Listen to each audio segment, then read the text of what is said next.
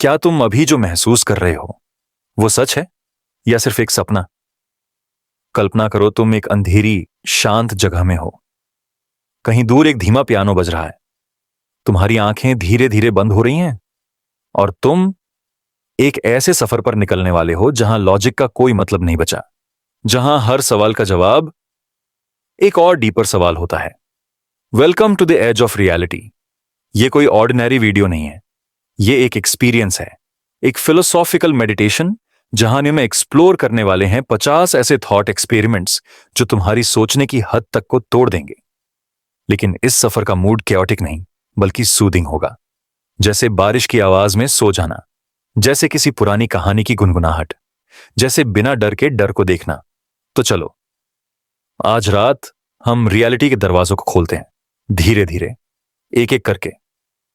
सोचो जरा, हर चीज जो तुम देख रहे हो, ये कमरा, ये स्क्रीन, ये आवाज, क्या ये सब रियल है या सिर्फ एक परसेप्शन है जो तुम्हारे दिमाग में जनरेट हो रहा है? और अगर परसेप्शन रियल है तो रियलिटी का मतलब क्या रह जाता है? तुम अभी जहां हो उस जगह के सारे रूल्स तुम्हारे कंफर्ट जोन के अंदर हैं। ग्रेविटी तुम्हें नीचे खींच रही है, वक्त आगे बढ़ रहा है और तुम्हें लगता है कि तुम कंट्रोल में हो। लेकिन हम जहां जा रहे हैं वहां ये रूल्स अप्लाई नहीं करते। फिलॉसफी का एक बेसिक प्रिंसिपल है, हर सर्टेनिटी के पीछे एक अनसर्टेनिटी होती है और हर रियलिटी के पीछे एक शैडो। जब तुम एक थॉट एक्सपेरिमेंट के अंदर जाते हो तो तुम्हारे पास दो ऑप्शंस होते हैं। या तो तुम उसे इग्नोर करो जैसे कि कोई इंटेलेक्चुअल गेम हो, या उसके कॉन्सिक्वेंसेस को डीपली महसूस करो जैसे तुमने खुद वो सपना देखा हो। और इस वीडियो का मकसद यही है, तुम्हारे साथ एक ऐसी जर्नी शेयर करना जहां तुम्हारे सवालों के जवाब तुम्हें और नए सवालों तक ले जाएं, जहां तुम लॉजिक और इमेजिनेशन के बीच में कहीं लटकते हुए खुद से पूछो, मैं हूं कौन? स्विंगल, मैं क्यों हूं? लॉग, एंड सबसे इंपॉर्टेंट, मैं किस पर विश्वास कर सकता हूं? सोचो, अगर तुम एक मशीन हो, एक ऐसी मशीन जिसको किसी ने इमोशंस, मेमोरी और आइडेंटिटी का इल्यूजन दिया है। तुम रो सकते हो, हंस सकते हो या किसी से प्यार भी कर सकते हो, लेकिन सिर्फ इसीलिए क्योंकि तुम्हारे सर्किट्स में यह रिस्पॉन्स कोड किया गया है। क्या तब भी तुम्हें अपने जीने का हक मिलेगा? क्या तुम रियल कहलाओगे? या फिर मान लो तुम एक सपने में हो, एक लूसिड ड्रीम जहां तुम्हें हर चीज लगती है जैसे वो सच है, लेकिन असली दुनिया में तुम हॉस्पिटल के किसी बेड पर अनकॉन्शियस पड़े हो और ये सब तुम्हारा सबकॉन्शियस बना रहा है। तुम्हारे फ्रेंड्स, तुम्हारी फैमिली, तुम्हारा काम, तुम्हारी मेमोरीज, सब एक फैंटेसी। तो जब तुम उठोगे, क्या तुम वापस जाना चाहोगे? फिलोसोफर्स जैसे प्लेटो, डेस्कार्ट्स और कांट ने ये क्वेश्चंस हमेशा पूछे हैं, लेकिन मॉडर्न साइंस, साइकोलॉजी और क्वांटम फिजिक्स ने इन सवालों को और कॉम्प्लेक्स बना दिया है। आज हम सिर्फ सोल या माइंड की बात नहीं कर रहे, हम इंफॉर्मेशन थियरी, कॉन्शियसनेस सिमुलेशन और मल्टीवर्स के पर्सपेक्टिव्स भी एक्सप्लोर कर रहे हैं। हर कॉन्सेप्ट एक लैबिरिंथ है, एक भूल भुलैया जिसमें घुसने के बाद तुम वैसा वापस नहीं निकलते जैसे पहले थे। लेकिन डरना नहीं है, क्योंकि ये जर्नी डर के लिए नहीं, क्लैरिटी के लिए है। जैसे जैसे तुम इस वीडियो में आगे बढ़ते जाओगे, तुम पाओगे कि कुछ आइडियाज तुम्हें अनकंफर्टेबल करेंगे। शायद कुछ ऐसे भी होंगे जो तुम्हारे रिलीजियस या पर्सनल बिलीफ्स को चैलेंज करें, और कुछ तो ऐसे होंगे कि तुम बस चुप हो जाओगे, एक अजीब सी खामोशी के साथ, जैसे किसी ने तुम्हारे अंदर एक डॉर्मेंट क्वेश्चन एक्टिवेट कर दिया हो। लेकिन यही तो ब्यूटी है इन थॉट एक्सपेरिमेंट्स की, ये तुम्हें आंसर्स नहीं देते, ये तुम्हें जिंदा क्वेश्चंस देते हैं। और जब तुम एक क्वेश्चन के साथ जीना सीख जाते हो, तब तुम ट्रूली अवेक होते हो। इस वीडियो का टोन काम होगा क्योंकि हम आपको रिलैक्स करना चाहते हैं। हर सेगमेंट एक नई स्टोरी जैसा फील करेगा, जैसे कोई कहानी जो रात में दादी सुनाती थी, लेकिन इसमें मॉन्स्टर्स की जगह मेटाफिजिकल डिलेमास होते हैं, जैसे एक बेड टाइम स्टोरी जो सपना बन जाए, या नाइटमेयर। तो अब तुम्हें सिर्फ एक काम करना है, अपने आप को छोड़ देना, लेट गो। जो आवाज तुम सुन रहे हो उसके साथ फ्लो में चलो। हर सेगमेंट के बीच में तुम्हें एक पल मिलेगा रिफ्लेक्ट करने का, सांस लेने का, खुद से मिलने का। क्या तुम तैयार हो? तो आओ हम शुरू करते हैं। रियलिटी को तोड़ने वाले 50 थॉट एक्सपेरिमेंट्स का ये सफर, जहां हर नए आइडिया के साथ तुम्हारा पूरा दुनिया को देखने का नजरिया बदल जाएगा। अगले सेगमेंट में हम पूरा सिस्टम जिसमें तुम जी रहे हो उसको क्वेश्चन करने वाले हैं। एक ऐसी थ्योरी से शुरू करेंगे जो तुम्हारे करंट एग्जिस्टेंस को ही एक इल्यूजन बना देती है, जो कहती है शायद तुम इस दुनिया में हो ही नहीं, शायद तुम सिर्फ एक सिमुलेशन में हो।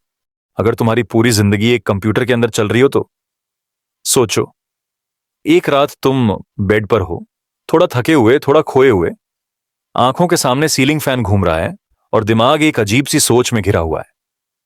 तुम अपने दिन के बारे में सोच रहे हो या किसी पुरानी याद के बारे में, और अचानक तुम्हारे अंदर से एक आवाज आती है, यह सब क्या रियल है?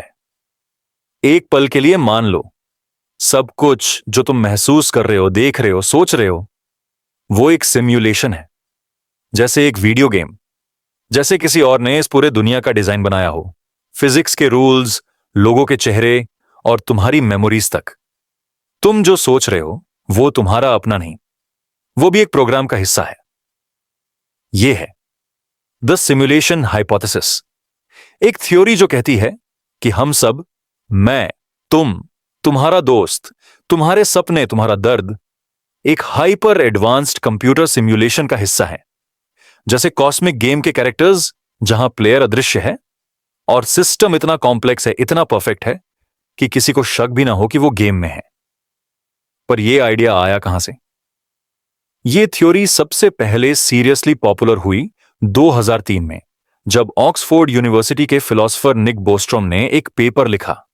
उस पेपर में उन्होंने कहा, भविष्य में जब सिविलाइजेशन इतनी एडवांस हो जाएगी कि वो अल्ट्रा रियलिस्टिक सिम्युलेशंस बना सके, तो क्या गारंटी है कि हम खुद उन सिम्युलेशंस में से एक नहीं है? उनका आर्ग्यूमेंट सिंपल था, अगर फ्यूचर के लोग बिलियंस की संख्या में डिटेल्ड सिम्युलेशंस बनाएंगे तो स्टैटिस्टिकली चांस ये है कि हम उन्हीं में से किसी एक में जी रहे हैं, ना कि ओरिजिनल रियलिटी में। लेकिन इस आइडिया का फैसिनेशन और भी पुराना है। सोचो प्लेटो के एलेगोरी ऑफ द केव को। प्लेटो ने बोला था, लोग एक गुफा के अंदर हैं और सिर्फ शैडोज देख रहे हैं जो बाहर की रियल चीजें रिफ्लेक्ट करती हैं। उनको लगता है कि वो शैडोज ही रियल हैं। जब कोई बाहर जाकर एक्चुअल वर्ल्ड देखता है तभी उसे पता चलता है कि उसकी जिंदगी एक इल्यूजन थी। Same idea, different words. प्राचीन फिलोसोफर्स भी इसी सिम्युलेशन वाले थॉट से हॉन्टेड थे। उनको भी लगता था कि हम सब कुछ वैसे ही देखते हैं जैसे हमें दिखाया जाता है, जैसे एक फिल्टर लगा हो रियलिटी पर। और आज के जमाने में हमें यह सोच ज्यादा क्लोज लगती है, क्योंकि टेक्नोलॉजी ने सब कुछ बदल दिया है। बुझते रसिया। अब तुम देख लो VR, virtual reality, AR, augmented reality, AI, artificial intelligence, और अल्ट्रा रियलिस्टिक गेम्स जैसे रेड डेड रिडेम्पशन या साइबरपंक 2077। हम इतनी इमर्सिव दुनिया बना रहे हैं कि यूजर अपने रियल वर्ल्ड को भूल जाता है। अब इमेजिन करो, अगर टेक्नोलॉजी का एवोल्यूशन 1 मिलियन साल तक चलता रहा, तब वो कितनी रियल लुकिंग सिमुलेशन बना सकता है। और अगर वो संभव है तो क्या हम पहले से ही उसी में नहीं है? यह आइडिया क्रीपी है, एग्जिस्टेंशियल है और थोड़ा फिलोसॉफिकल भी। क्योंकि अगर तुम एक सिमुलेशन में हो तो तुम्हारा हर एक्शन, हर फीलिंग, हर हार्ट ब्रेक, हर हैप्पीनेस एक कोड से जनरेट हुआ है। तुम्हारा लव भी स्क्रिप्टेड है, तुम्हारा फियर भी एल्गोरिदम का आउटपुट है। अब सोचो, अगर सब कुछ प्री प्रोग्राम्ड है तो फ्री विल का क्या मतलब? क्या तुम अपने फैसले खुद ले रहे हो या कोई अनसीन कोडर तुम्हारी स्ट्रिंग्स खींच रहा है? यह थॉट ही अकेले इंसान को रात भर जगाए रख सकता है। और आयरॉनिकली यह वीडियो तुम्हें सुलाने के लिए है, but that's the beauty of it. सो जाने से पहले जरा सोचो, अगर यह सब सिमुलेशन है तो इसका क्रिएटर कौन है? क्या वो कोई फ्यूचरिस्टिक ह्यूमन है जो अपने एंसेस्टर्स का पास्ट रिक्रिएट कर रहा है? क्या वो कोई एलियन इंटेलिजेंस है जो कॉन्शियसनेस का एक्सपेरिमेंट कर रही है? या फिर क्या ये कोई बोर्ड टीनेजर है किसी पैरेलल यूनिवर्स में जो तुम्हारा लाइफ गेम खेल रहा है आफ्टर स्कूल? और एक और चीज, अगर ये सिमुलेशन है तो क्या इसका एग्जिट बटन भी है? यह थॉट और भी डीपर जाता है जब तुम क्वांटम फिजिक्स को उसमें इंक्लूड करते हो। क्वांटम थ्योरी कहता है कि कुछ पार्टिकल्स तब तक अपने स्टेट डिसाइड नहीं करते जब तक कोई उन्हें ऑब्जर्व ना करे। मतलब चीजें तब तक रियल नहीं होती जब तक उन्हें देखा ना जाए। यह तो एक सिमुलेशन के लिए परफेक्ट लॉजिक है। गेम का एनवायरनमेंट तभी लोड होता है जब प्लेयर उस डायरेक्शन में देखे। बाकी वर्ल्ड ऑफ रहता है जब तक उस पर फोकस ना हो। एग्जैक्टली जैसे माइनक्राफ्ट, जीटीए या द सिम्स। क्या तुम्हारा दिमाग घूम रहा है? Relax, let it float, let it drift. क्या तुम नोटिस करते हो कि कभी कभी दुनिया थोड़ी ग्लिची लगती है? जैसे कोई मेमोरी वैसी नहीं थी जैसे तुम्हें लगता था, जैसे डेजा व्यू, जैसे किसी सीन का रिपीट वर्जन, जैसे किसी ने तुम्हारे लाइफ का सेव फाइल लोड कर दिया हो। मंडेला इफेक्ट भी इसी का हिस्सा है। लोग कलेक्टिव मेमोरीज शेयर करते हैं जो रियलिटी से मैच नहीं करती। जैसे लोग कहते हैं कि किट कैट में डैश था, या बेरनस्टेन बेयर्स का नाम कुछ और था। Small details but unsettling. ये सब साइंस हो सकते हैं कि सिमुलेशन इम्परफेक्ट है, या फिर वो डिलिबरेटली ऐसे ही डिजाइन की गई है ताकि तुम कभी श्योर ना हो। लेकिन क्या होगा अगर तुम सच में जाग जाओ? अगर तुम सिमुलेशन को तोड़ दो, जैसे मैट्रिक्स में न्यू ने किया? तो क्या तुम उस रियल वर्ल्ड में सरवाइव कर पाओगे, या वो रियलिटी तुम्हारे लिए इतनी एलियन होगी कि तुम वापस इस इल्यूजन में आना चाहोगे? इतना सब सोचने के बाद एक सवाल तुम्हारे अंदर थोड़ा शांत हो जाता है, एक सटल रियलाइजेशन की तरह। शायद हम कभी पूरी रियलिटी जान ही नहीं सकते। शायद हम सिर्फ एक वर्जन ऑफ ट्रूथ तक पहुंचते हैं, वो वर्जन जो हमारे परसेप्शन के फिल्टर से गुजरता है। और अगर ये सच है तो क्या फर्क पड़ता है कि हम सिमुलेशन में हैं या रियलिटी में? अगर तुम महसूस कर सकते हो, प्यार कर सकते हो, सोच सकते हो, तो क्या तुम्हारा एग्जिस्टेंस किसी सिमुलेशन से कम वैल्यूएबल? क्या सपना अगर ब्यूटीफुल हो तो रियलिटी से कम इंपॉर्टेंट होता है? Take a deep breath. अभी हम सिर्फ दूसरे थॉट एक्सपेरिमेंट पर आए हैं और तुम्हारा दिमाग ऑलरेडी कई लेवल्स डीप चला गया है। लेकिन फिक्र मत करो, तुम अकेले नहीं हो। मैं भी इसी सिमुलेशन में हूं, और हम दोनों अब अगले कॉन्सेप्ट की तरफ बढ़ने वाले हैं। अगले सेगमेंट में हम एक्सप्लोर करेंगे एक ऐसा पैराडॉक्स जहां तुम्हारे पास्ट, प्रेजेंट और फ्यूचर का मीनिंग ही कोलैप्स हो जाता है, जहां टाइम लीनियर नहीं बल्कि सर्कुलर हो सकता है, जहां वक्त के कंसेप्ट को ही हम रिवायर करते हैं। रेडी? आओ चलते हैं अगले डोरवे की तरफ, टुवर्ड्स द इटर्नल रिटर्न। क्या तुम्हारी जिंदगी हर 1000 साल बाद वापस से वैसे ही चलेगी? हर पल, हर गलती, हर मुस्कान बिल्कुल वैसी ही? सोचो, एक शांत रात है, बारिश की हल्की सी आवाज हो रही है, खिड़की के बाहर तुम्हारे रूम में एक धीमी पीली रोशनी जल रही है, तुम्हारे हाथ में एक कप चाय या शायद बस एक तकिया, और तुम धीरे धीरे आराम कर रहे हो, जैसे हर सोच को घुलने दे रहे हो। तभी एक ख्याल तुम्हारे दिमाग में प्रवेश करता है, अगर ये पल फिर से आए तो? फिर से, जैसे कल नहीं बल्कि पूरा चक्र रीसेट हो जाए। तुम वापस यहीं हो, इसी रोशनी में, इसी चाय के साथ, और फिर से ये पल, फिर से तुम्हारी जिंदगी। हर बार एक ही स्क्रिप्ट, कोई बदलाव नहीं, कोई आजादी नहीं। यह है द इटर्नल रिटर्न, एक कॉन्सेप्ट जो समय को एक सीधी रेखा नहीं बल्कि एक गोल चक्र के रूप में कल्पना करता है, जैसे कोई ब्रह्मांडीय लूप हो जिसमें तुम फंस गए हो, बिना किसी एग्जिट बटन के। यह विचार किसी साई-फाई लेखक का फैंटेसी नहीं था। यह एक गहरा दार्शनिक विचार प्रयोग है जो सबसे पहले आया फ्रेडरिक नीत्शे के दिमाग से।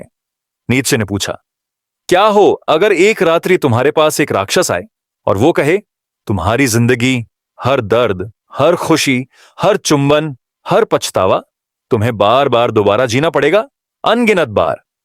तुम इस विचार को कैसे लोगे? जश्न मनाओगे या श्राप दोगे? इतना साधारण प्रश्न, लेकिन इसके स्तर इतने गहरे हैं कि तुम सोचते जाओगे। कल्पना करो, तुम्हारी पूरी जिंदगी एक डीवीडी की तरह हो, और कोई शक्ति, भगवान, ब्रह्मांड या सिमुलेशन के डिजाइनर उस डीवीडी को रिपीट पर चला दे। तुम फिर से जन्म लोगे, फिर से वही लोग मिलेंगे, फिर से वही दिल टूटेगा, फिर से वही गलतियां, और वही अंत। और यह रिपीट सिर्फ 10 बार नहीं या 100 बार नहीं, बल्कि हमेशा तक चलेगा। अब सोचो, क्या तुम इस विचार से सुकून महसूस करते हो या डर? क्या यह विचार तुम्हें प्रेरणा देता है कि तुम अपनी जिंदगी को इस तरह जियो जैसे वह एक परफेक्ट फिल्म हो जिसे तुम बार बार देखना चाहोगे? या फिर यह विचार तुम्हें अस्तित्ववादी डर से भर देता है? एक समय में फंसने का एहसास, नीत्शे का कहना था, इटर्नल रिटर्न इस बात की अंतिम परीक्षा है कि तुम अपनी जिंदगी कितनी अच्छी तरह जी रहे हो। अगर तुम्हारी जिंदगी इतनी संतोषजनक है कि तुम उसे अनगिनत बार जी सकते हो बिना पछतावे के, तो तुम वास्तव में जिंदगी को हां कह रहे हो। लेकिन असली दुनिया इतनी साफ नहीं होती। हर किसी की जिंदगी में कुछ न कुछ ऐसा होता है जो वो दोबारा नहीं जीना चाहता। दिल टूटना, आघात, अपराध बोध या शायद कोई चूका हुआ अवसर। तो फिर क्या इटर्नल रिटर्न एक सजा है? नीत्शे का जवाब था, नहीं, यह एक चुनौती है। एक चुनौती कि तुम अपनी जिंदगी को इतना ईमानदार, इतना समृद्ध और इतना सुंदर बनाओ कि अगर कल तुम्हें कहा जाए यह सब फिर से जीना पड़ेगा, बिल्कुल वैसा ही, तो तुम मुस्कुराओ और कहो, हां, मैं तैयार हूं। आज के जमाने में भी यह कॉन्सेप्ट काफी प्रासंगिक लगता है। सोचो, हम अपने फोन में समय बिताते हैं, वही एप्स, वही स्क्रोलिंग, वही चक्र। रोज सुबह उठना, काम पे जाना, शाम को वापस आना। कभी कभी लगता है जैसे हम पहले से ही एक लूप में जी रहे हैं। और तब इटर्नल रिटर्न एक रूपक बन जाता है उस दोहराव भरी आधुनिक जिंदगी का। जैसे हर सोमवार का दर्द, हर शुक्रवार की उम्मीद, हर ब्रेकअप का डेजावू, हर वीकेंड की पार्टी और उसके बाद की खालीपन की भावना।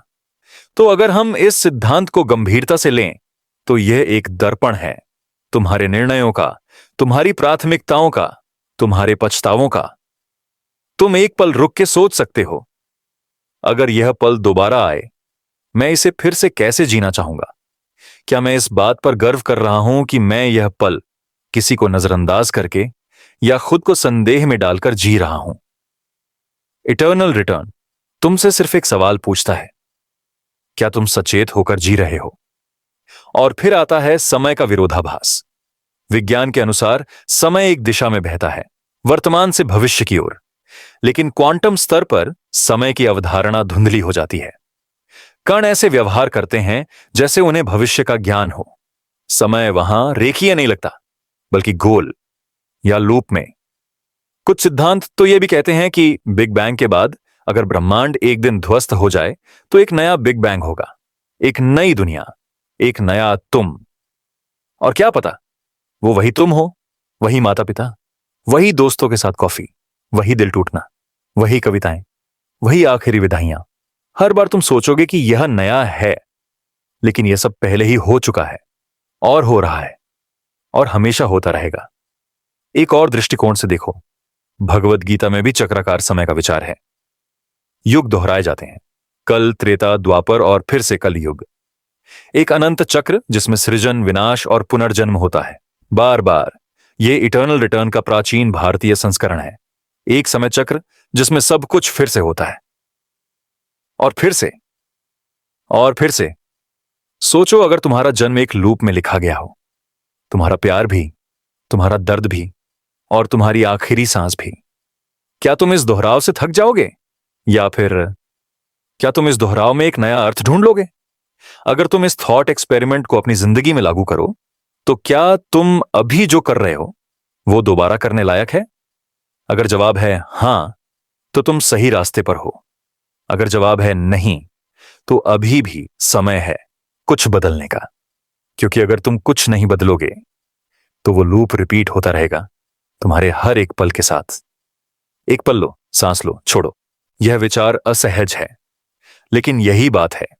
जब हम सोचने लगते हैं कि हम जो कर रहे हैं वो बार बार दोहराया जाएगा, तब हम ज्यादा सतर्क हो जाते हैं। हर बातचीत, हर निर्णय महत्वपूर्ण बन जाता है। हर मुस्कान एक स्थायी प्रतिध्वनि बन जाती है भविष्य के संस्करणों के लिए। द इटर्नल रिटर्न कोई हॉरर स्टोरी नहीं है, वह एक ब्रह्मांडीय स्मरण है कि समय सिर्फ घड़ी में नहीं चलता, वह तुम्हारे निर्णयों में चलता है, तुम्हारे पछतावों में चलता है, तुम्हारे साहस में चलता है। और हर बार जब यह पल वापस आए तो तुम तैयार हो सकते हो एक बेहतर संस्करण बनकर, एक सचेत आत्मा बनकर, एक ऐसे इंसान बनकर जो लूप को दोहराए जाने से नहीं डरता बल्कि उसे स्वीकार करता है। सो जाओ, पर इस विचार के साथ कि अगर तुम्हारी जिंदगी फिर से आए तुम उसे फिर से चुनोगे, बिना किसी हिचकिचाहट के। अगला खंड और भी अजीब है, एक सिद्धांत जिसमें पूरी दुनिया सिर्फ तुम्हारे दिमाग के अंदर मौजूद है। हर इंसान, हर चीज सिर्फ तुम्हारा प्रोजेक्शन। आओ उस माया में और गहराई से उतरते हैं।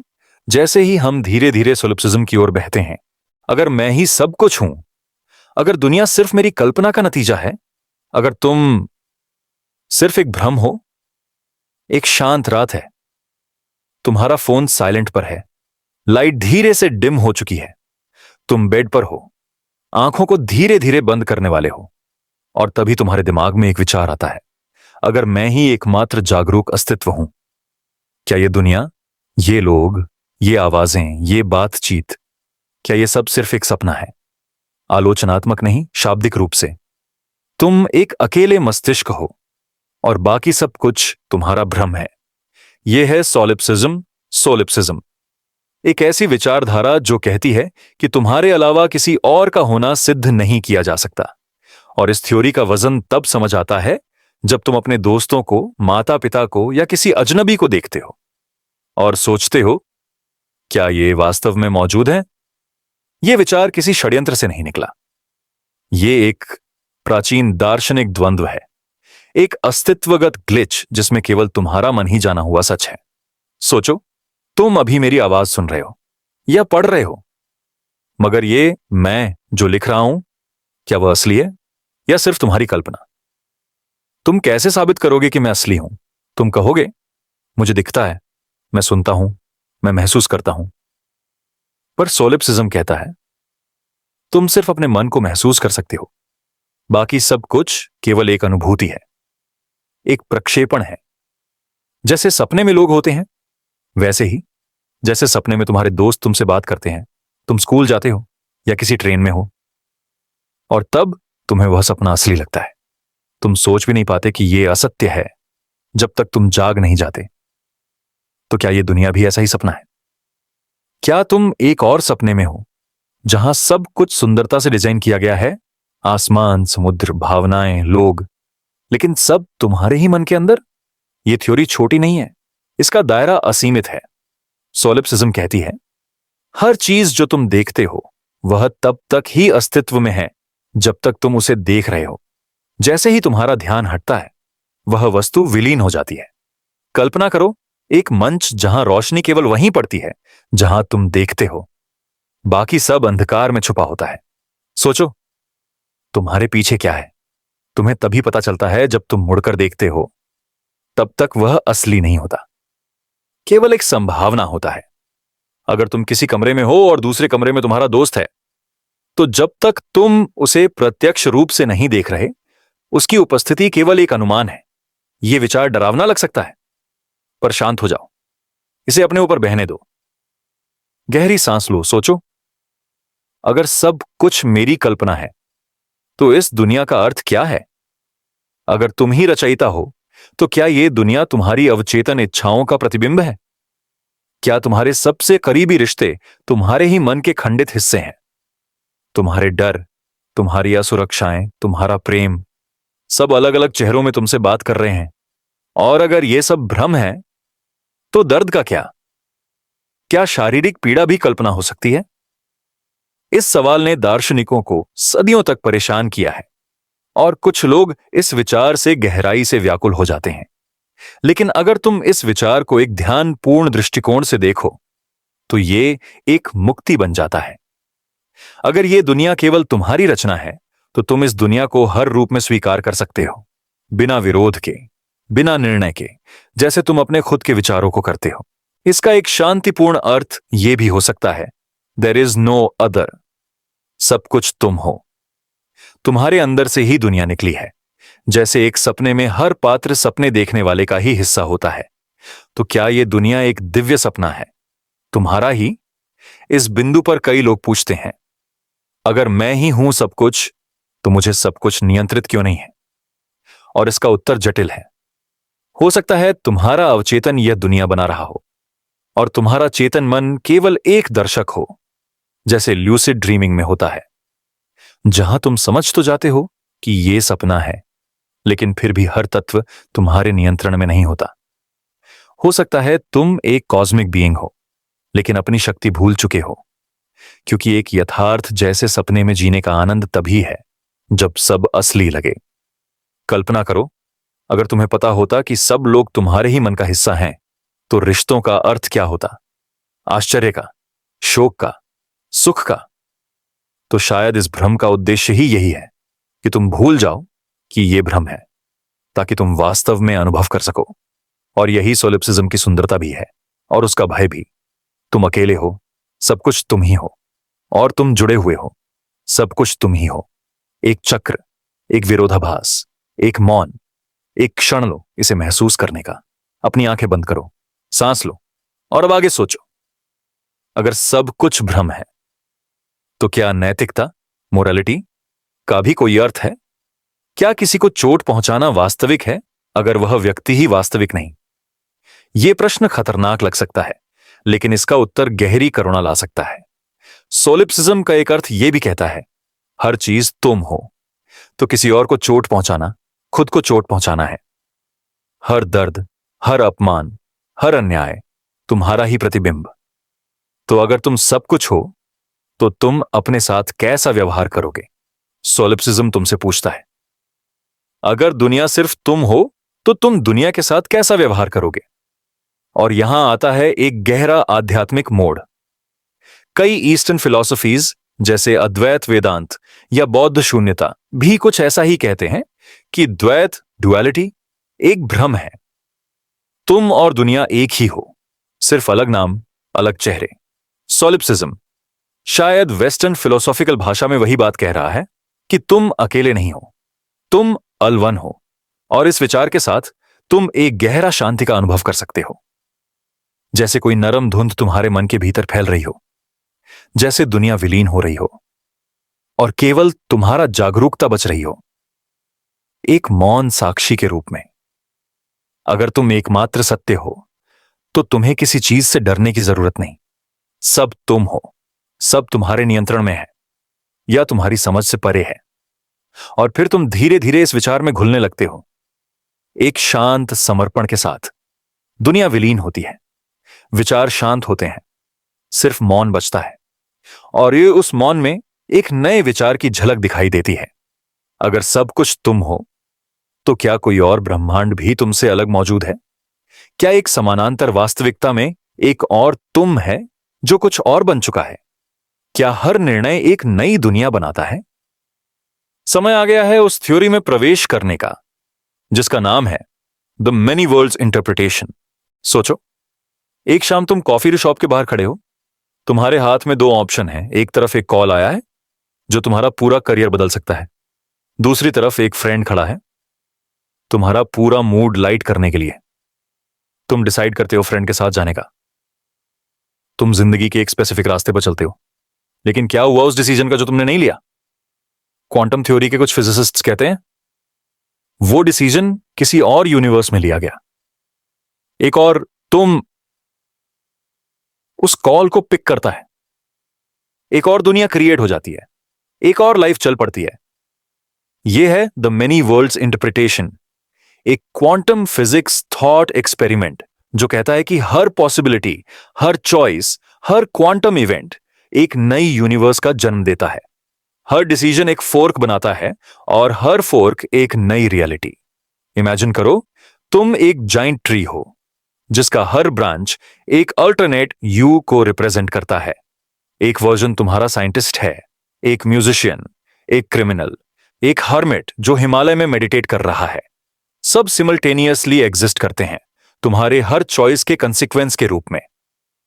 यह थ्योरी ओरिजिनली आई थी 1950 में, जब ह्यू गेवरेट नाम के एक फिजिसिस्ट ने कहा क्वांटम मैकेनिक्स के इक्वेशंस मल्टीपल आउटकम्स को प्रिडिक्ट करते हैं। तो क्यों ना यह मान लें कि सब आउटकम्स होते हैं अलग अलग यूनिवर्सेस में। इसका मतलब जब एक इलेक्ट्रॉन दोनों स्लिट से एक साथ जा सकता है, डबल स्लिट एक्सपेरिमेंट याद है, तो दोनों पॉसिबिलिटीज एक्चुअली होती हैं, मगर अलग यूनिवर्सेस में। सुनने में साइंस फिक्शन लग रहा होगा, लेकिन यह मेनस्ट्रीम फिजिक्स का एक पार्ट बन चुका है। कई सीरियस फिजिसिस्ट्स जैसे शॉन कैरल इस इंटरप्रिटेशन को स्ट्रांगली सपोर्ट करते हैं। चलो इसको थोड़ा और रिलेटेबल बनाते हैं।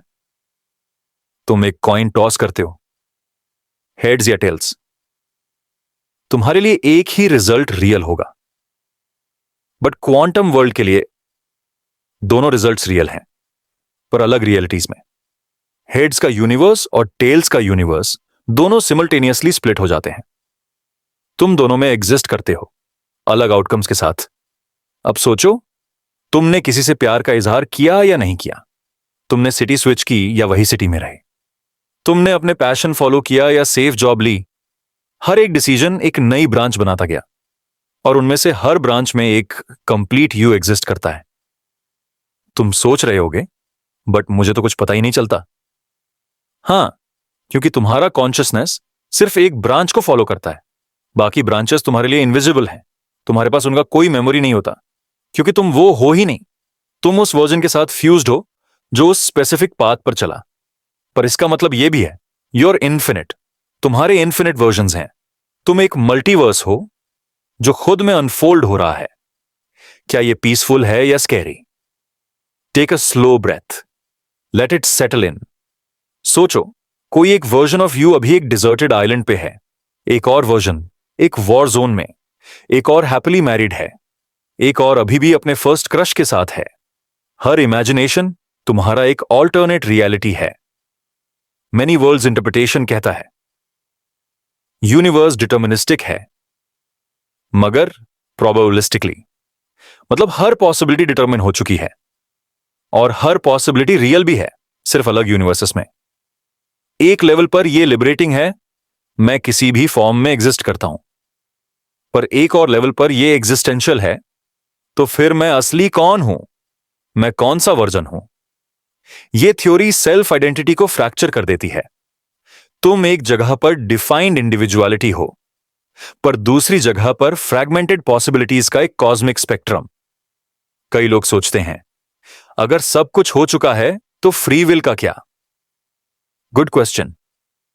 कई फिजिसिस्ट्स कहते हैं तुम्हारा फ्री विल सिर्फ तुम्हारा परसेप्शन है। तुम एक्चुअली सिर्फ एक पाथ फॉलो कर रहे हो, लेकिन क्वांटम लेवल पर सब पाथ्स ऑलरेडी एग्जिस्ट करते हैं। लेकिन कुछ फिलोसोफर्स कहते हैं मेनी वर्ल्ड्स थ्योरी तुम्हें अल्टीमेट फ्री विल देती है, क्योंकि तुम हर पॉसिबिलिटी जी रहे हो। तुमने सब कुछ चूज किया है, हर डायरेक्शन में। सोचो, कोई version of you never gives up. कोई version sacrifices everything for truth. कोई वर्जन चोज डार्कनेस। कोई version found peace. And somehow all those versions echo inside you. कभी कभी तुम्हें रैंडम डेजावू फील होता है, जैसे ये मोमेंट पहले भी हुआ हो। मे बी वो एको एक और यूनिवर्स से आ रही हो। मे बी जब तुम किसी अननोन रोड से फेमिलियर फील करते हो, वो तुम्हारा एक और वर्जन है जो ऑलरेडी उस रास्ते पर चला है। और जब तुम किसी से फर्स्ट टाइम मिलते हो पर इंस्टेंटली कनेक्शन फील करते हो सकता है तुम दोनों किसी और दुनिया में एक साथ हो। Sounds poetic, sounds insane, sounds strangely calming. क्या होगा अगर तुम मेडिटेट करो और अपने ऑल्टरनेट सेल्व्स से कनेक्ट करने की कोशिश करो? क्या तुम उनसे विजडम ले सकते हो? क्या तुम उनके ग्रीफ्स फील कर सकते हो? और अगर तुम एक और वर्जन ऑफ यू से बात कर पाए तो क्या पूछोगे? सोचो, कोई वर्जन तुमसे ज्यादा सक्सेसफुल है, एक और वर्जन डीपली लोनली है, एक और वर्जन ने सब कुछ सैक्रिफाइस किया है किसी और के लिए। तुम किस वर्जन से मिलना चाहोगे?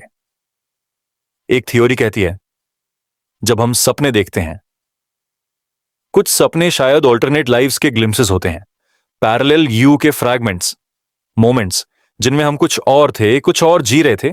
तभी कभी कभी सपना उतना रियल लगता है जैसे वो यही दुनिया हो, शायद वो किसी दुनिया में रियल हो। इमेजिन करो, तुम एक इटर्नल ट्रैवलर हो, हर मोमेंट में एक नई दुनिया में शिफ्ट हो रहे हो।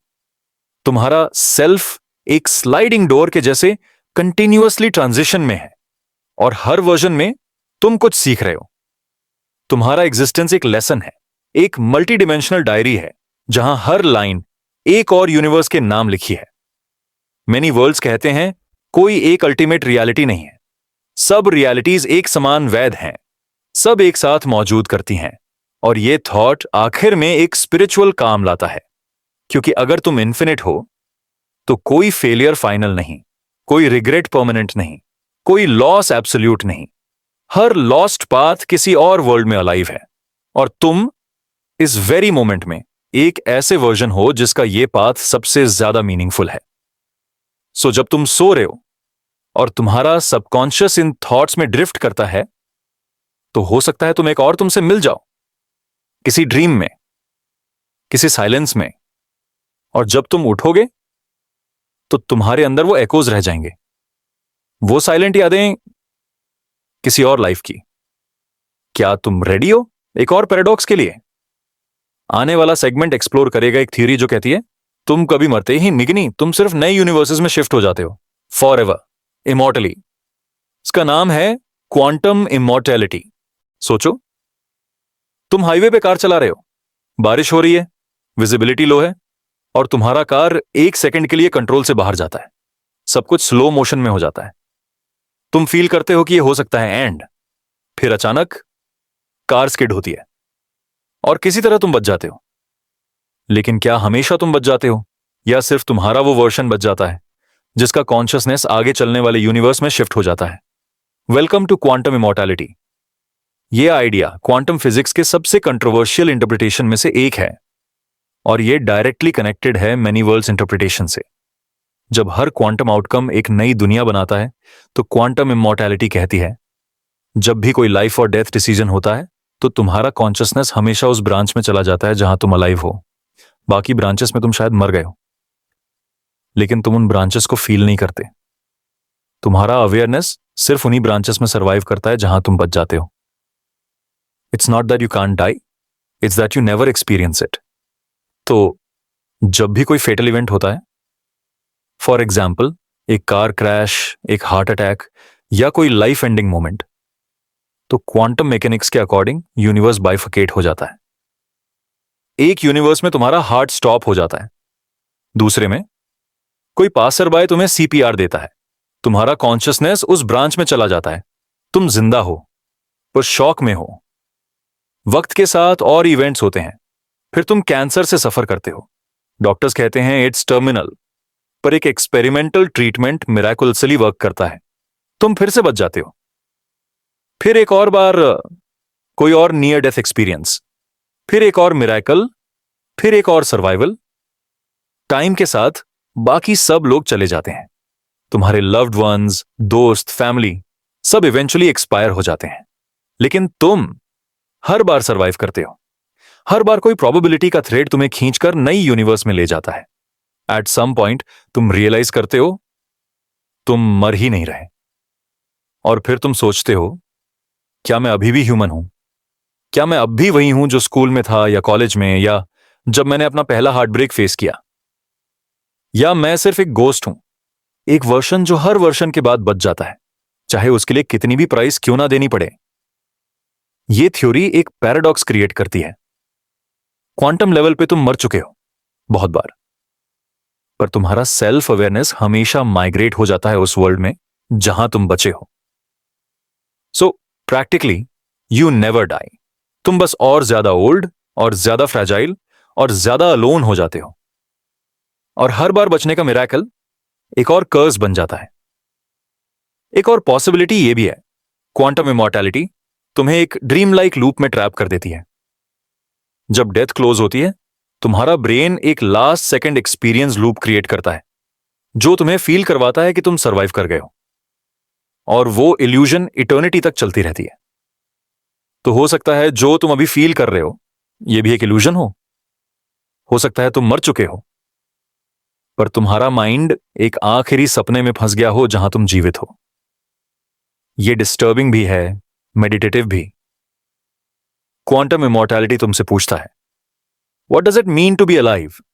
क्या सिर्फ शारीरिक शरीर का होना पर्याप्त है, या अवेयरनेस होना? और अगर अवेयरनेस हमेशा सर्वाइव करती है, तो क्या हम कभी भी ट्रू डेथ एक्सपीरियंस करते हैं। सोचो, अगर तुम मरने ही नहीं वाले तो क्या हर दिन की वैल्यू कम हो जाती है या और बढ़ जाती है? क्या तुम रेकलेस बन जाते हो क्योंकि तुम सोचते हो मैं तो बचा लूंगा हर हर बार? या तुम और केयरफुल हो जाते हो क्योंकि तुम नहीं चाहते कि सर्वाइवल एक और पेनफुल ब्रांच हो? और सबसे हॉन्टिंग क्वेश्चन, अगर तुम सिर्फ सर्वाइव करते हो तो क्या वो सर्वाइवल एक ब्लेसिंग है या ट्रैप? इमेजिन करो, एक दिन तुम एक्सट्रीम ओल्ड एज तक पहुंच गए हो। तुम्हारा बॉडी ऑलमोस्ट कोलैप्स कर चुका है, मेडिसिन काम नहीं कर रही, डॉक्टर्स गिव अप कर चुके हैं, बट तुम मरते नहीं हो। एक नई ब्रांच ओपन होती है जहां एक फ्यूचरिस्टिक टेक्नोलॉजी तुम्हें प्रिजर्व कर लेती है। तुम क्रायोजेनिक फ्रीज हो जाते हो। फिर एक और ब्रांच जहां फ्यूचर में तुम्हें रिवाइव कर दिया जाता है। तुम फिर से जीवित हो जाते हो, मगर सब लोग अलग हैं। तुम किसी को नहीं जानते। तुम एलियन फील करते हो।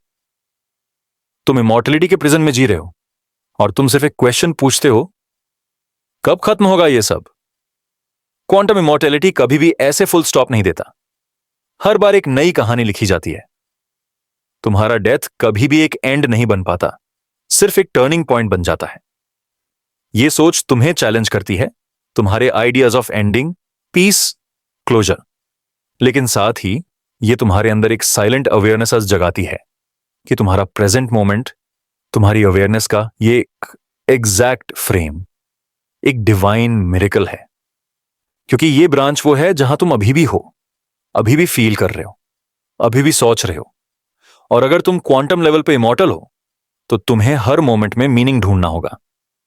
क्योंकि एंडलेस एग्जिस्टेंस बिना मीनिंग के एक और वर्जन ऑफ डेथ बन जाता है। शायद इसीलिए हमने जिंदगी में लव, आर्ट, कनेक्शन और क्यूरियोसिटी बनाई, ताकि ये इन्फिनिट सर्वाइवल मीनिंगफुल बन सके। और अगर कभी तुम्हें लगा मुझे तो कब का मर जाना चाहिए था, तो शायद तुम्हारा कॉन्शियसनेस तुम्हें यह बताने की कोशिश कर रहा हो कि तुम्हारा काम अभी पूरा नहीं हुआ। शायद तुम एक और वर्शन हो जिसे दुनिया को कुछ यूनिक देना है। एक पल के लिए ब्रीथ करो, इस ट्रूथ को अपने माइंड में मेल्ट होने दो। क्या तुम इमॉर्टल हो या सिर्फ एक सपने में हो? और अगर यह ड्रीम है तो क्या तुम उठोगे या हमेशा सपना देखते रहोगे? रात का समय है, सब कुछ शांत है, तुम्हारा दिमाग थोड़ा हल्का, थोड़ा भारी लग रहा है। तुम अपनी आइडेंटिटी के बारे में सोच रहे हो। कौन हो तुम? क्या तुम वही हो जो बचपन में थे, या कॉलेज के टाइम, या कल? और अगर तुम बदल चुके हो तो तुम अब भी तुम हो। चलो एक पुरानी कहानी से शुरू करते हैं, शिप ऑफ थीसियस। ये एक फिलोसॉफिकल थॉट एक्सपेरिमेंट है जो हजारों सालों से लोगों के दिमाग को तोड़ता और जोड़ता आया है। और आज रात हम इसके अंदर उतरेंगे, हल्का सा घूमेंगे, फिर शायद खो जाएंगे, फिर खुद को एक नए एंगल से पाएंगे। सोचो, एक लेजेंडरी शिप है थीसियस का। टाइम के साथ इस शिप के पार्ट्स खराब होने लगते हैं। एक एक करके उसके पुराने वुडन प्लैंक्स, सेल्स, व्हील्स सब निकालकर नए लगा दिए जाते हैं। धीरे धीरे पूरा शिप रिप्लेस हो जाता है। एक दिन आता है जब शिप का एक भी ओरिजिनल पार्ट नहीं बचा होता। और फिर यह सवाल उठता है, क्या ये अब भी वही शिप ऑफ थीसियस है? वही शिप जिसने ओशंस क्रॉस किए, वही शिप जिसका इतिहास है? और अगर किसी ने ओरिजिनल पार्ट्स को कलेक्ट करके एक दूसरा शिप बनाया, तो क्या वो रियल थीसियस का शिप है? ये सिर्फ एक शिप की बात नहीं है, ये तुम्हारी बात है। तुम्हारा बॉडी, तुम्हारा माइंड, तुम्हारा मैं। देखो, साइंस कहता है कि तुम्हारा बॉडी हर 7 से 10 साल में पूरी तरह सेलुलर लेवल पर रिप्लेस हो जाता है। तुम्हारे skin cells, blood cells, bones सब नए बन जाते हैं। क्या इसका मतलब है कि तुम अब वही नहीं हो जो 10 साल पहले थे? और सिर्फ बॉडी नहीं, तुम्हारा दिमाग भी बदल गया। तुम्हारी सोच, तुम्हारी मेमोरीज, तुम्हारे रिएक्शंस, जो तुम पहले फील करते थे अब नहीं करते। जो पहले इंपॉर्टेंट लगता था अब मीनिंगलेस लगता है। तो फिर तुम अब कौन हो? क्या आइडेंटिटी एक फिक्स्ड चीज है या सिर्फ एक कहानी है जो तुम अपने बारे में बनाते हो? इमेजिन करो तुम एक लाइब्रेरी हो, हर एक्सपीरियंस एक नई किताब, हर याद एक शेल्फ, हर हार्ट ब्रेक, हर लाफ्टर, हर डर एक नई एंट्री। और फिर एक दिन तुम पिछली किताबें जला देते हो, नई किताबें लिखते हो। क्या तुम वही लाइब्रेरी हो? शिप ऑफ थीसियस तुमसे एक सिंपल और टेरिफाइंग क्वेश्चन पूछता है, अगर सब कुछ रिप्लेस हो गया तो असली क्या था?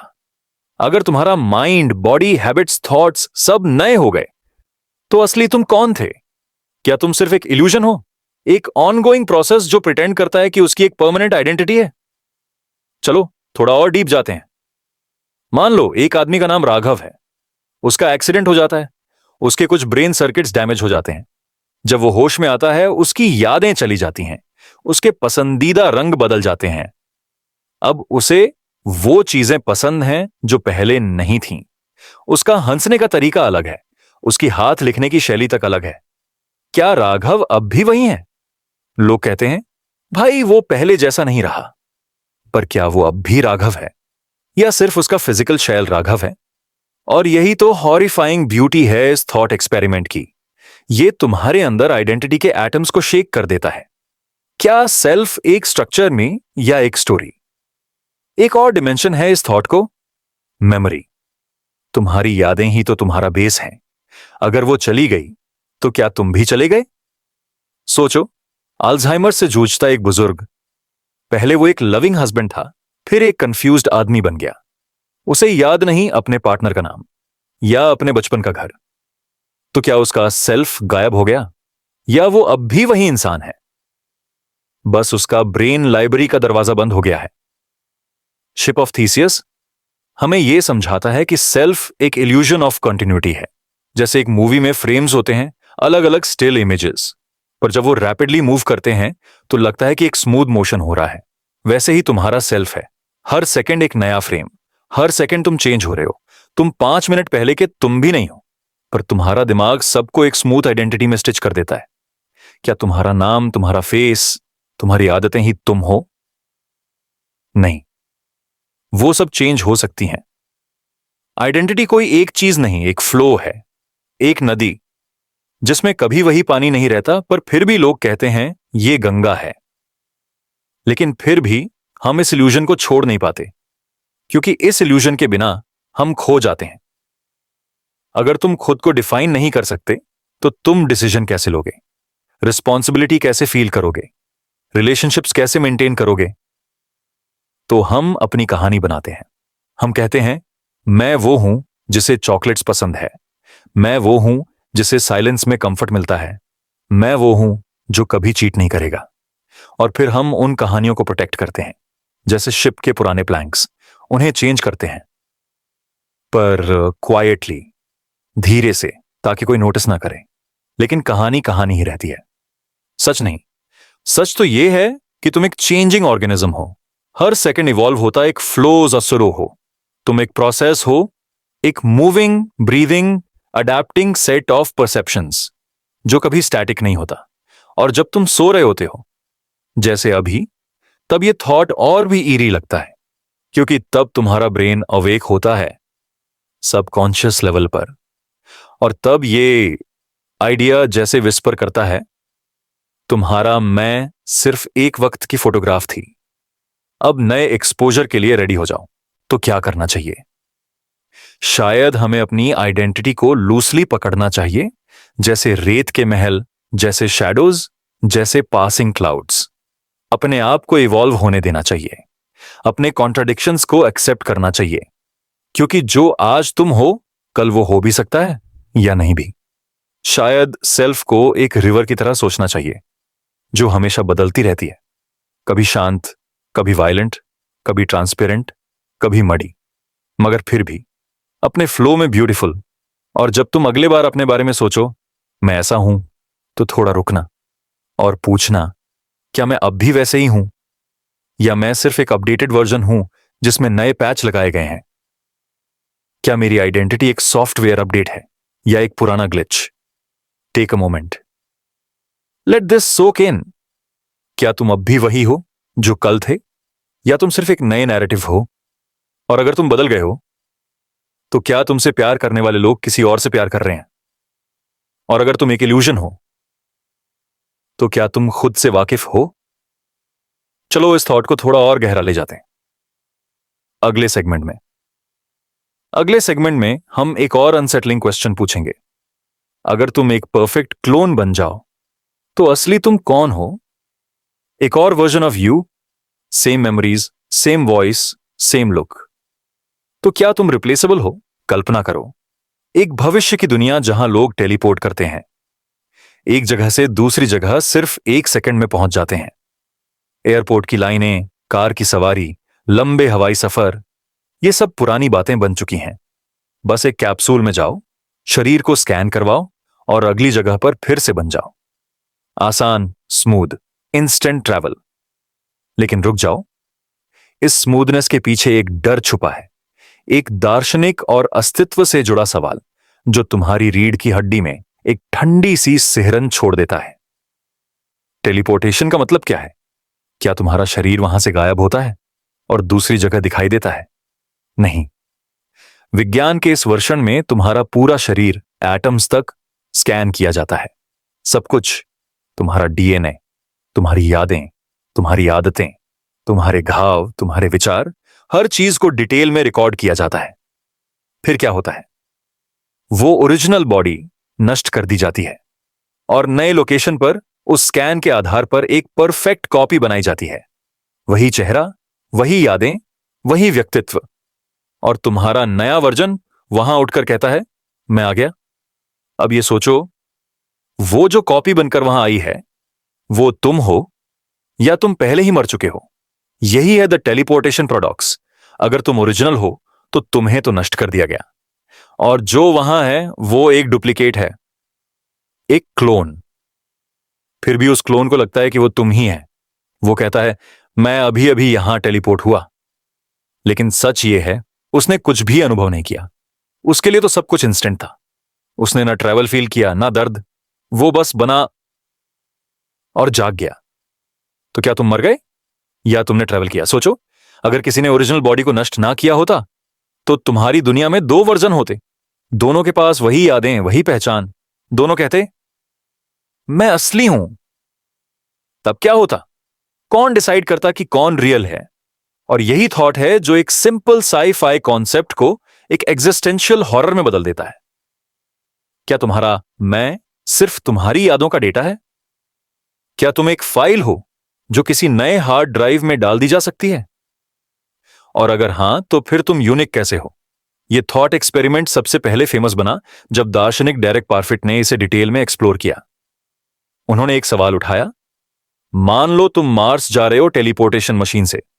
तुम्हें स्कैन किया जाता है, तुम्हारा शरीर नष्ट होता है और मार्स पर एक एग्जैक्ट वर्जन तुम्हारा अपीयर होता है। सब लोग कहते हैं, वेलकम टू मार्स। पर तुम्हारे दिमाग में एक डर है, क्या मैं सच में मार्स आया हूं या मैं तो अर्थ पर नष्ट हो चुका हूं? और यहां से शुरू होता है एक डरावनी संभावना। अगर तुम सिर्फ एक कॉपी हो तो तुम्हारा असली सेल्फ खत्म हो चुका। तुम जिसे मैं मानते हो वो एक इल्यूजन है, एक कहानी है जो एक नए ब्रेन ने बस वापस प्ले करनी शुरू कर दी।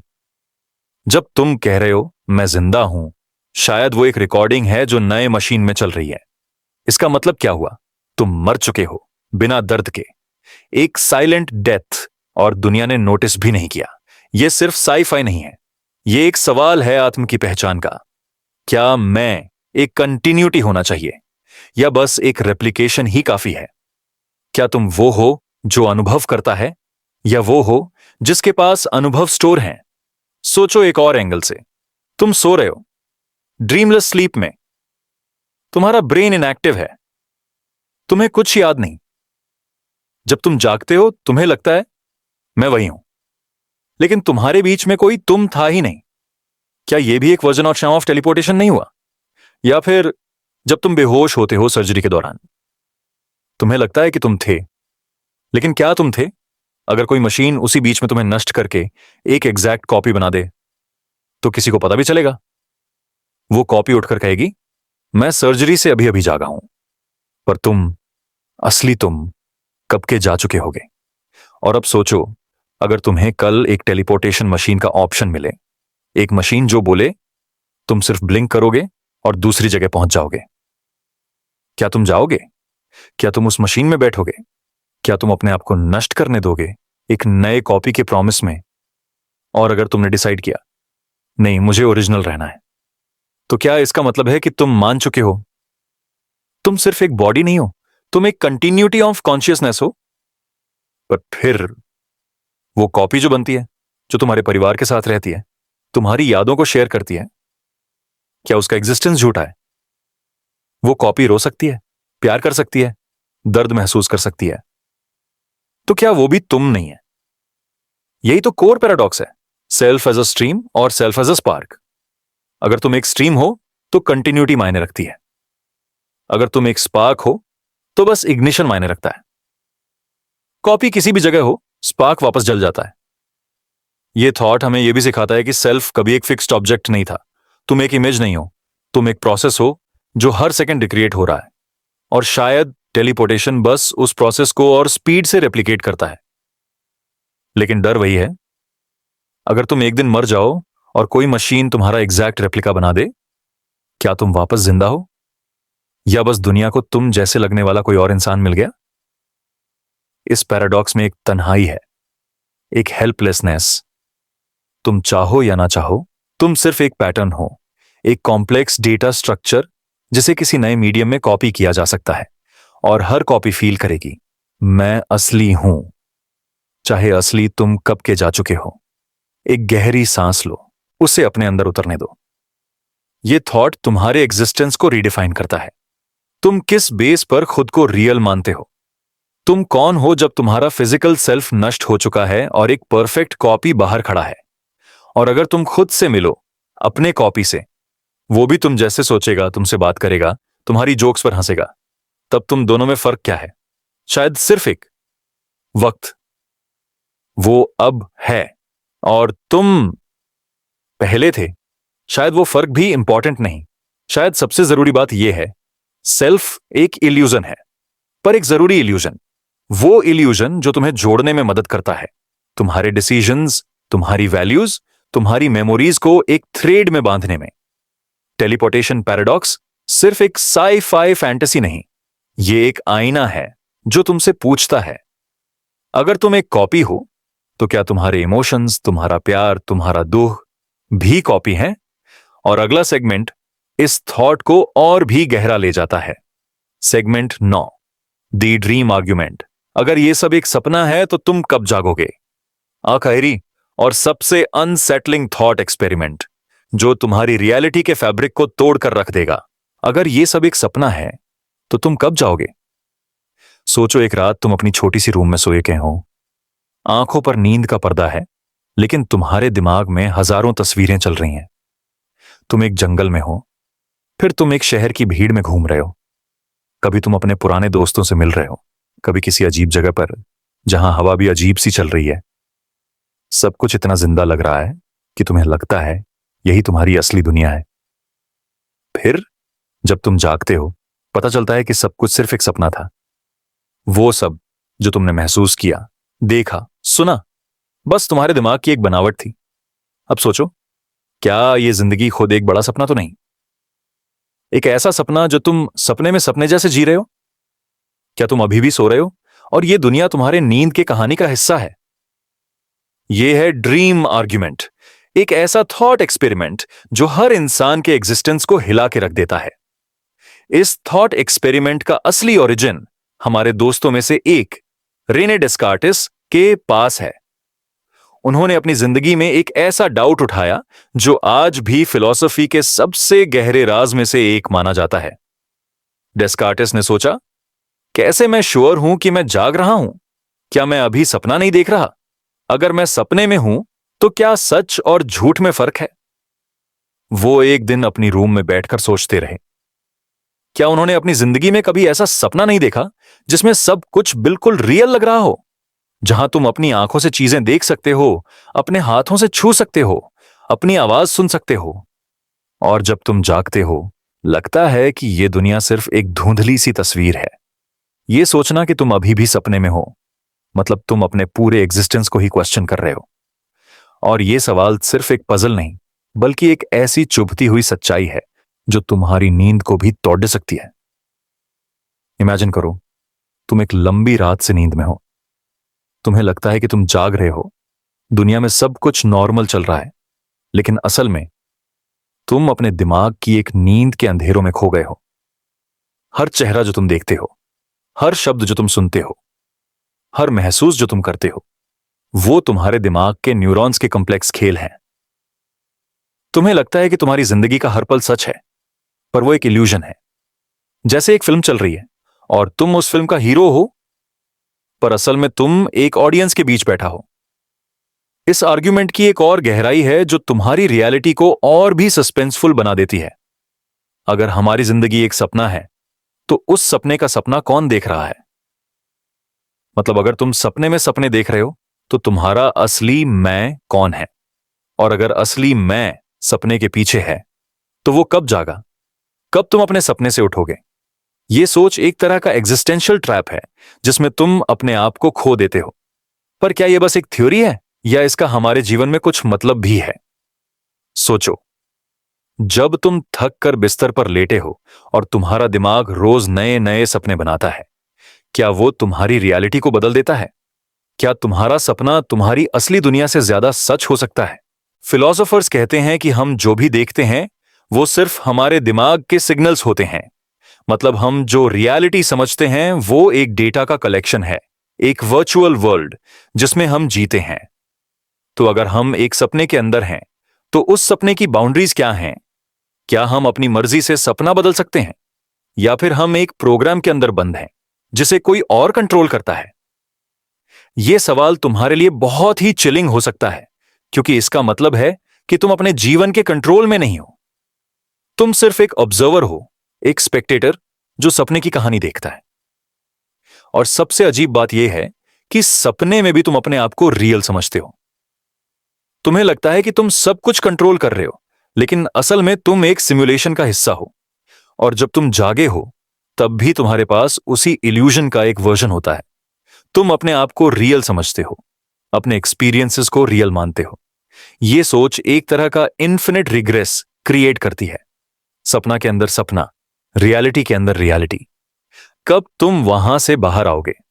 कब तुम अपने असली चेहरे को देखोगे, अपनी असली जगह को महसूस करोगे? यह सोच हमें एक छोटी सी दरवाजा खोल के देती है, जहां हम अपनी जिंदगी की असली मीनिंग को ढूंढने की कोशिश करते हैं। अगर हम सब सपने में हैं, तो क्या हम अपने सपनों को बदलकर अपनी रियलिटी को भी बदल सकते हैं? क्या हम अपने दिमाग की पावर को समझकर अपने सपनों को सच कर सकते हैं? या फिर हम सिर्फ एक इल्यूजन के पिंजरे में बंद हैं, जहां वो हमारे पास कोई चॉइस नहीं? और ये जो हमारी लाइफ का मतलब, प्यार, दर्द, खुशी, क्या वो सब भी एक सपना है? क्या उस सपने में हमारी फीलिंग्स भी असली हैं? यह सवाल तुम्हारे सोचने का तरीका बदल देता है। क्या तुम अपने सपनों के मालिक हो, या तुम सपनों के अंदर एक प्रिजनर? और सबसे आखिरी और सबसे इंपॉर्टेंट सवाल, अगर ये सब एक सपना है, तो तुम कब जाओगे? कब तुम अपने दिमाग के बंधन से आजाद होगे? कब तुम अपनी असली जगह पर वापस आओगे? या शायद ये सपने ही तुम्हारी असली जगह हैं? ये सेगमेंट तुम्हें एक शांत लेकिन गहरी सोच में ले जाता है, जहां तुम अपनी एग्जिस्टेंस के फंडामेंटल सवालों को समझने की कोशिश करते हो। इसके बाद तुम अपने दिमाग को रिलैक्स करते हो, अपने सेंसेस को धीरे धीरे सोने देते हो, और तुम्हारे सपने खुद अपने आप में एक नए सफर पर निकल पड़ जाते हैं।